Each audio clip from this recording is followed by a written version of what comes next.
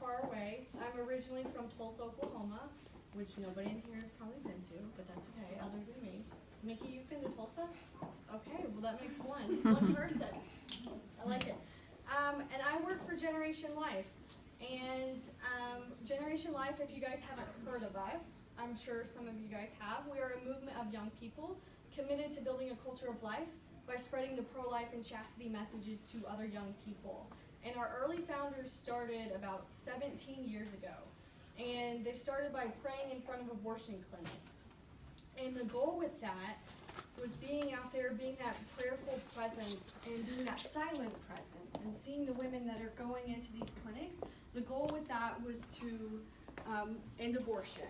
And our early founders realized that in order to be successful and in order to end abortion at its root cause, that we needed to talk about chastity. So that's the crux of our work.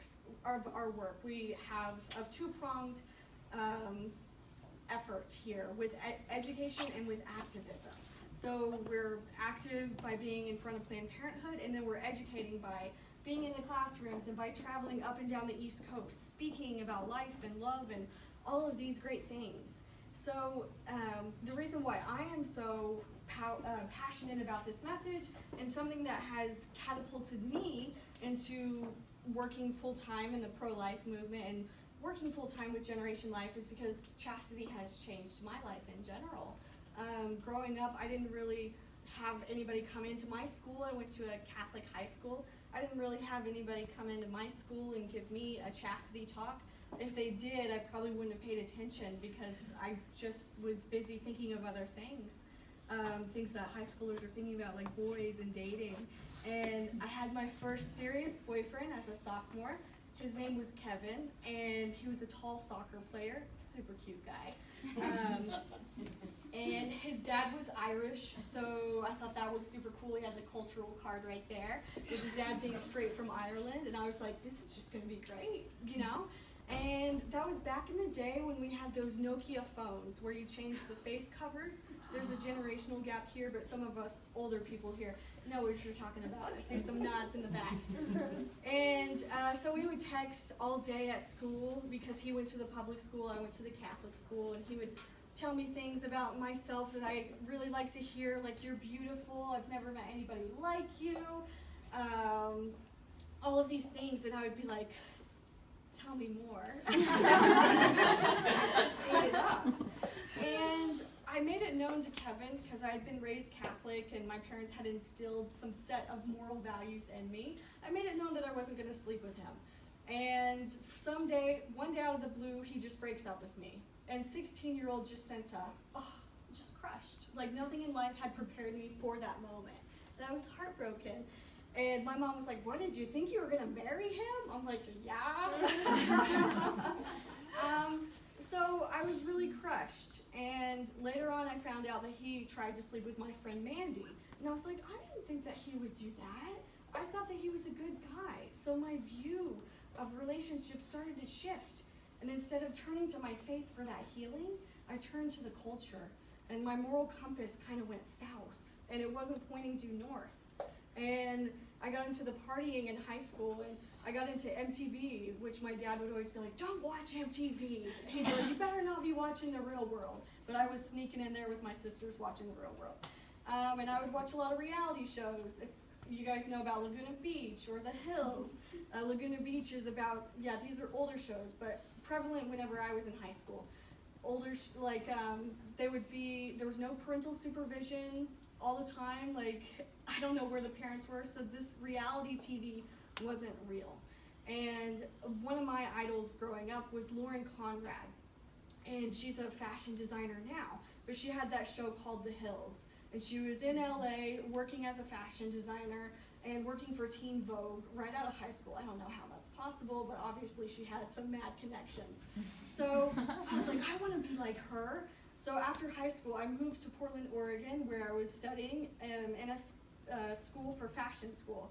And I was continuing doing the things that I was doing, the partying lifestyle, and really figuring out that I wasn't happy. I wasn't satisfied in my relationships with my friends. They were all superficial, and I wasn't satisfied with the guy that I was dating. And it came to a point where I realized I needed to make a game time decision. And I always heard about that, or remembered that faith that my parents had instilled in me in a young age.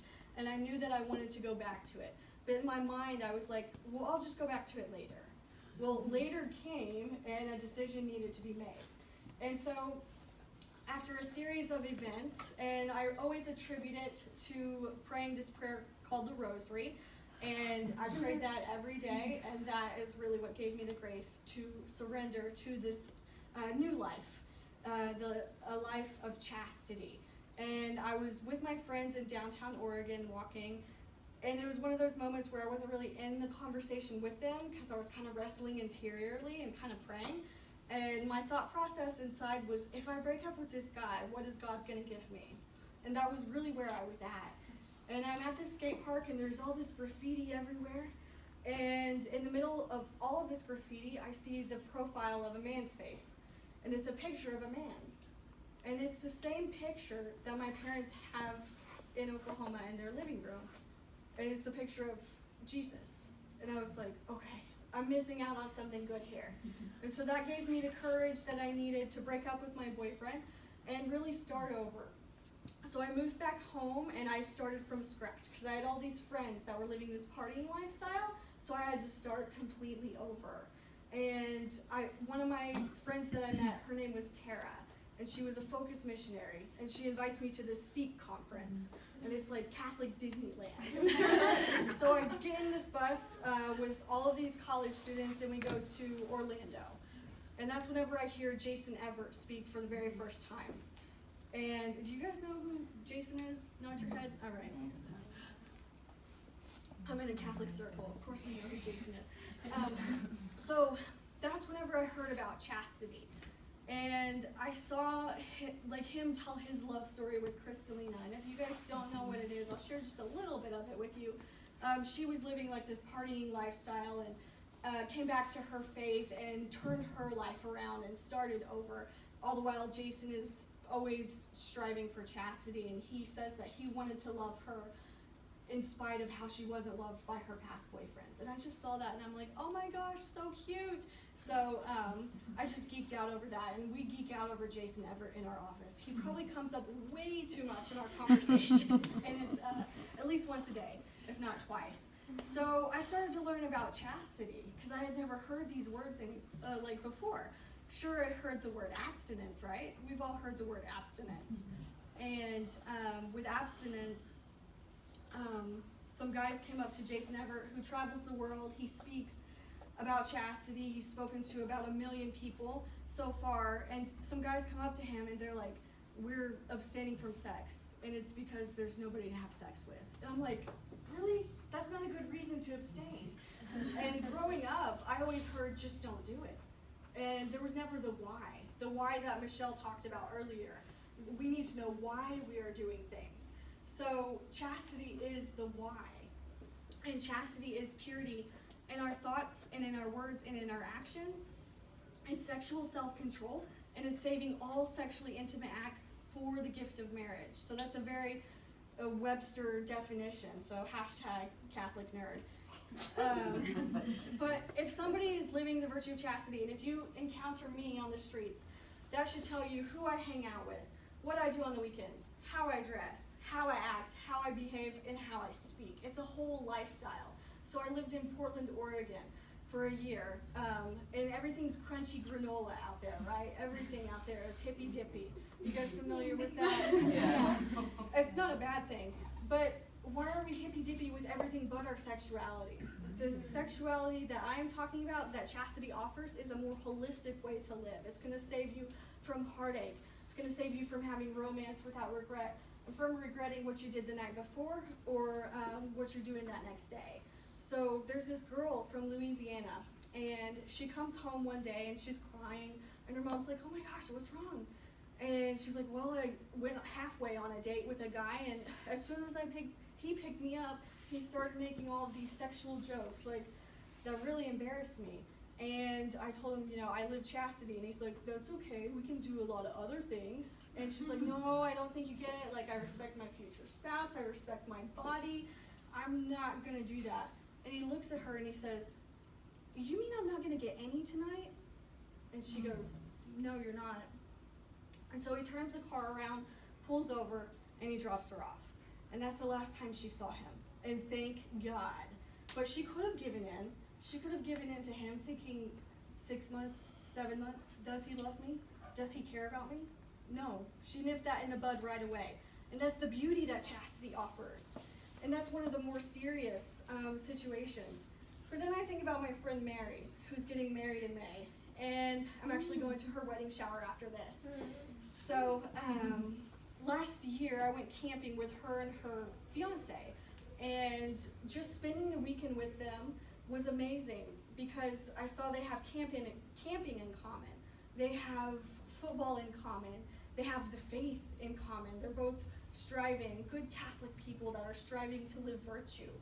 And that really inspired me to see them living out the virtue of chastity as an engaged couple. Really just inspired me and made me want to live that out myself even more, more so than I was already doing. But it just helps to have those people in your life that are living this out and thinking about the stability that they're going to have when they get married. They're going to have a stable marriage. That's going to be a love that lasts. And that's what we're made for. We're made for a forever love. We're not made for a 2-week love or a 3-week love or a 5-week love. Our hearts were made for a forever love. I read somewhere that when a dating relationship is sexually active, a teenage relationship is sexually active, it can last for up to 2 weeks. I don't know about you guys, but I don't want love for 2 weeks. I don't think there's any songs out there that are like, I want to love you for 2 weeks. If there are, you can be like, boy, I will cut you, okay? On to the next. Like, no, I don't think there's songs out there like that. We're made for that forever love. So chastity frees you to love. And something in our culture that we need to do, because we're hearing this word love, and I never defined love for myself until later on in life, is something that's important that we need to do, is to define our terms. So what is love? Baby, don't hurt me. No more. Love, by definition, if we look to the Catechism in St. Thomas Aquinas, he says that love is desiring the greatest good for the beloved. The greatest good for the beloved. Beautiful. You're like, that's very fancy and cute, Jacinta. But can you give me a practical? Sure. So my friend Caitlin, who some of you might know, that I work with, and who's over there, I have to point her out.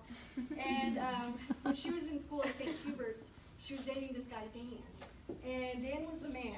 He pursued her. He was very funny. And they just had this cute, lighthearted relationship, went to junior prom together, danced, act ridiculous, type of stuff that high schoolers should do. And Caitlin started to notice that her girlfriends started sleeping with their boyfriends. And the pressure started to set into the relationship. And she's like, oh, I don't want to do that. Comes from a good family, mom raised her, right? And she's like, I have standards, I don't want to do that. That's not going to be a good idea. So she goes to Dan and she's like, I think I need to tell you something. Like, I know our friends are doing this, this, and this, but I just want to tell you that I'm not that girl, and I'm not going to do that with you. And he looks at her, almost insulted that she would think that of him, and he's like, okay. He's like, you know that I like you. I care about you. I don't care about all that other stuff. I just like you. I care about your hobbies. I care about your interests. I care about your family. That's love. And to take it a step further, is love is desiring the greatest good for the beloved, even when that's not yourself, right? That sacrificial love. So there's a girl named Cameron Fradd. Maybe some of you guys know who her husband is. But so Cameron Fradd was in college, and she was drunk at a party, drinking, and some other drunk guy comes up to her, and he's like, hey, let's do stuff. And she's like, okay, not really coherent. And then this other guy sees what's going on, and he's sober. So he goes over there, and he gets in between them, and he's like, no, you're drunk. I see what's going on. She can't